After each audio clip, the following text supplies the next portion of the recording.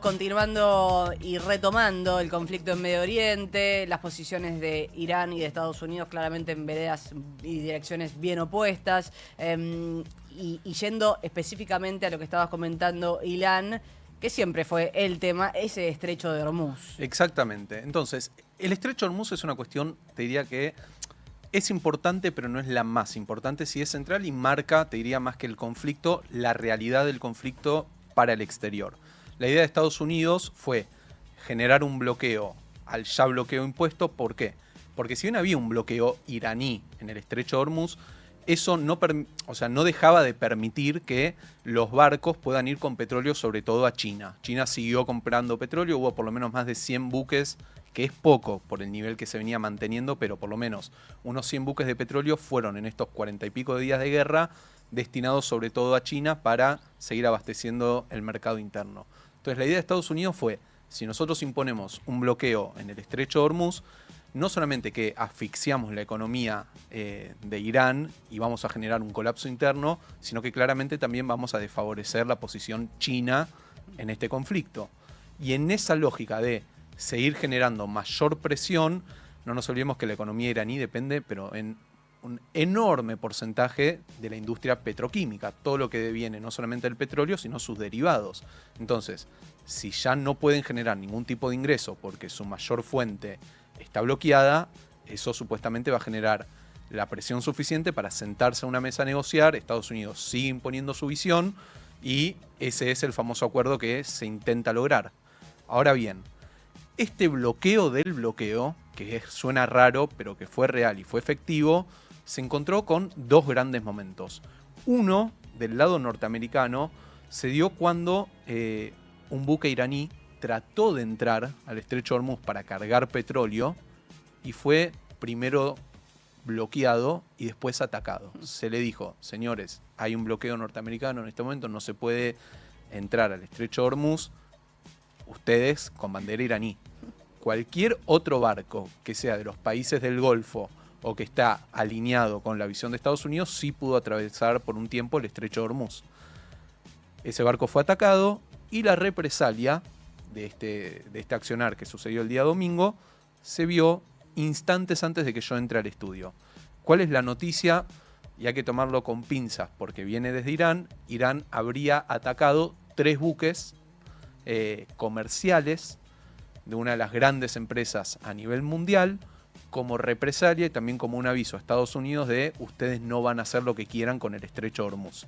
Entonces están sucediendo cosas muy raras, a tal punto que en este momento donde se tendría que haber llegado a un acuerdo, los iraníes, varias agencias de Irán de manera, te diría que cronometradas, sacaron un video con inteligencia artificial donde se ve una supuesta delegación de los Estados Unidos liderada por Donald Trump diciendo mucho de lo que él dice en sus redes sociales de los iraníes se tienen que sentar a negociar y lo chistoso de este video es que del lado iraní no hay nadie y dicen en un meme, 2000 años después, Donald Trump dice, bueno, vamos a volver a extender el cese al fuego para seguir negociando por pedido de Pakistán. La mejor descripción, ¿no? Se le están muriendo de risa diciéndole, como, vos no sos el que está encarando las negociaciones.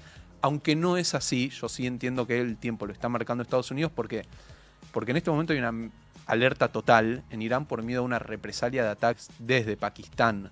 Sería una extensión de la tregua. Exactamente, la extensión de la tregua que no fue tan tregua, pero que llamamos tregua. Desde Pakistán están haciendo esfuerzos realmente tratando de sentar a los dos a negociar. Estados Unidos manda a su vicepresidente, el enviado para Medio Oriente, incluso también al yerno de Donald Trump, Jared Kushner, que no tiene un cargo oficial, pero sí es de extrema confianza del presidente y por eso se sienta a negociar. Pero desde Irán, de nuevo, no queda claro quién va a ir a negociar y con qué poder se va a sentar a negociar. Claro. Porque recordemos que internamente Irán está súper dividido. A nivel político, a nivel militar. Yo diría militar y religioso van en este momento juntos de la pata. O sea, están en la misma pata de la mesa, digamos.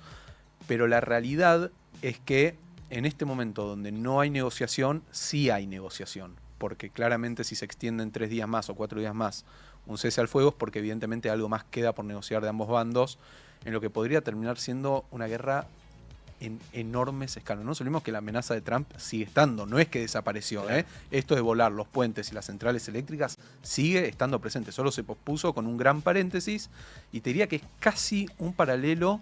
Y también se puede continuar así por mucho tiempo, extendiendo la tregua, así, y se nos pasó el año. Salvo que el Congreso de los Estados Unidos no se lo apruebe a Donald Trump. Nos falta esa parte, tenés razón. Exactamente. Y hay que ver si Donald Trump se anima nuevamente a desafiar las reglas norteamericanas. Ya ha demostrado que es capaz de cualquier cosa también, exactamente. ¿No? Y no nos olvidemos de esto, Agus.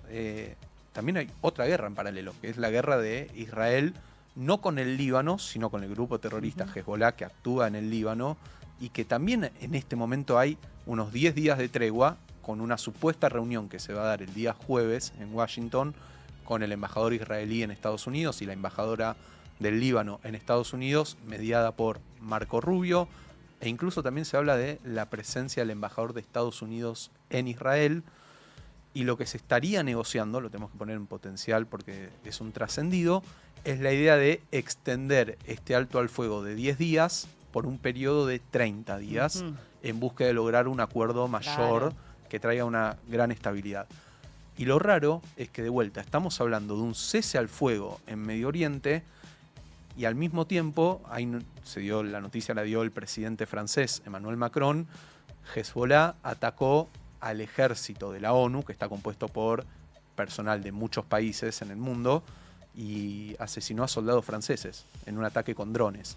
Entonces, ¿de qué cese al fuego, de qué tregua estamos hablando cuando, deberían ser 10 días donde no pasa nada, pero pasa algo, y ese algo que pasa termina repercutiendo de tal manera que enciende de vueltas las alarmas, y obviamente que si vos me atacás a mí, entonces yo voy a querer atacarte a vos y seguir manejando los tiempos de la guerra. Todos son mensajes no solamente en términos del campo de batalla, sino de lo que va a pasar en la negociación, porque Hezbollah no quiere que surja un acuerdo entre Israel y el Líbano. Y por eso me gustaría cerrar por lo menos esta parte de la columna con algo que nos haga soñar con algo diferente. Por lo menos tratemos de pensarlo. En el día de hoy el presidente de Israel, ustedes saben, es un sistema parlamentario Israel, tiene el primer ministro, que es Benjamín Netanyahu, y el presidente, que se llama Isaac Herzog, que es una figura mucho más diplomática. Sí. No toma decisiones. Exactamente, es más figurativa su imagen.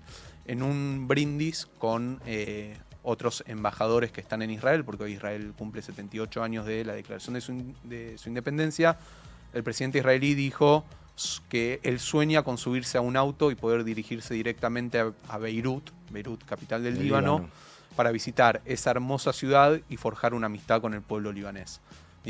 ¿Cuánto mejor sería el mundo si escuchamos este tipo de mensajes y finalmente esta idea que creo que todos compartimos de un mundo más estable, un mundo de paz, donde ya no se hable tanto de guerra, sino que cada vez que me toque salir al aire sea para ver qué nuevo acuerdo de paz se puede llegar a lograr, no solamente en Medio Oriente, sino en muchas partes del mundo. No, totalmente.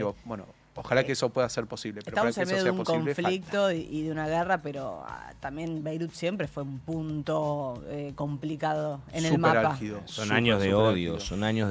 O sea, esta no es una guerra como puede ser otra que son todas malas, pero empiezan y terminan, y bueno, si terminó todo, listo, otra cosa. Acá hay años de odio, son odios ancestrales, son muchos años. Familias destruidas, historias de vida que marcan... Son cuestiones religiosas de la historia de la humanidad. Claro, bueno, sí, hay algo de eso. Y como siempre decimos, no se trata ni de ganadores ni de perdedores. Creo que todos pierden un poco en esta guerra, cuando tu vida cambia, cuando lo más simbólico, no puedes hacer lo cotidiano, no puedes ir a trabajar tranquilo, no puedes dormir tranquilo. Salís a la calle y se te cae una bomba al lado. No puedes jugar con tus hijos en un parque.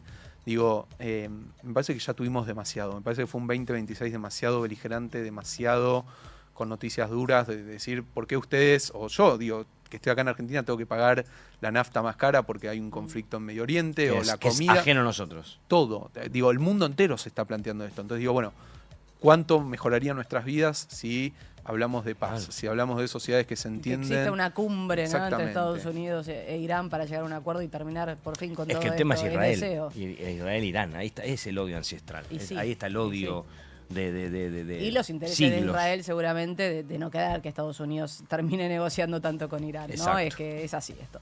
33 minutos de las 16 horas, nosotros seguimos igual con